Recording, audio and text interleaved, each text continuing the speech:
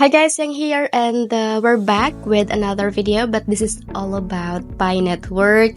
So if you guys have Pi Network, dito nyo lang makikita sa Twitter account nila yung mga updates, yung latest updates, pero wala pa naman silang announcement sa main launch nila. Pero if you don't have Pi Network yet, you can also you can still join. You can actually still mine tokens. Pero ito yung main purpose natin for this video. Kasi even though wala pa sa exchanges si Pi Network, pero sa P2P ngayon or sa peer-to-peer, yung price ng isang Pi coin parang aabot na siya ng 50 pesos, diba? Pero search natin dito sa Facebook. Search natin. May mga buying dito, guys.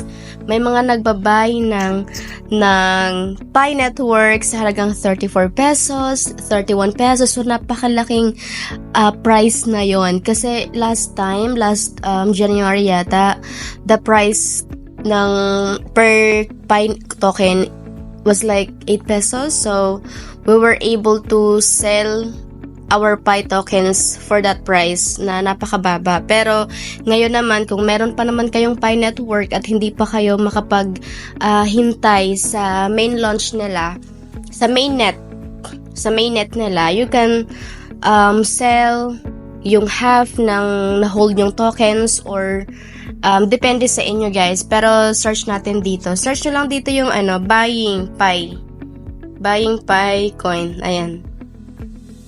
Ito guys, so buying Pi Network. Buying Pi, pero yung mga latest, ayan, buying Pi coin, 31 pesos per Pi. Grabe, ang taas na ng price niya. Di talaga ako makapaniwala. Sobra. Kasi ito naman, maraming buying dito guys. Actually, dito sa group na to, sa Crypto Hunters PH. Crypto Hunters PH. Ayan, iba-iba yung price nila eh. Dito rin sa Crypto Finder, ito, sa Crypto Finders, yan, marami din mga buying ng Pi token dyan. And dito naman sa isa kong friend, sa friend natin, ayan, nagbabuy din siya ng Pi Network sa halagang 34 pesos na yata. Check natin ulit. Pi Network. Ito, buying Pi 34 pesos each. Grabe, no? So, ito sila, mga legit naman to, yung mga friend ko na yan. Pero ito guys, si Marishay, marami siyang nabilhan na ng Pi Network. So, kung gusto nyong magbenta ng Pi Network, pwede kayong magbenta sa kanya. Pwede rin kayo sa iba na baka may kakilala kayo or may ni-refer sa inyo na bumibili ng Pi token.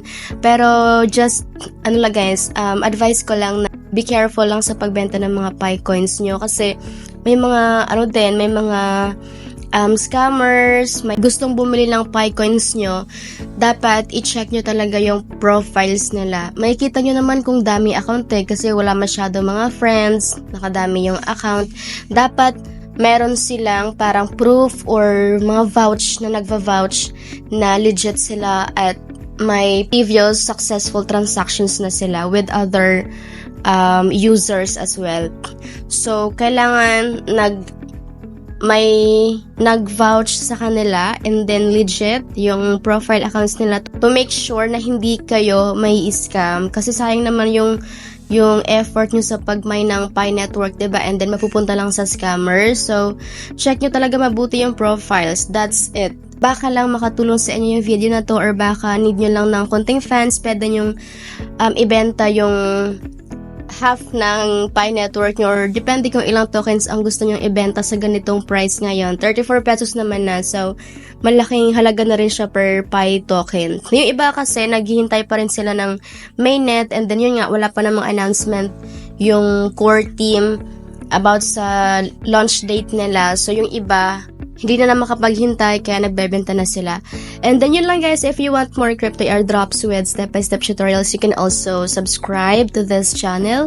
And then thank you so much for watching. I hope to see you in my next videos. Bye-bye!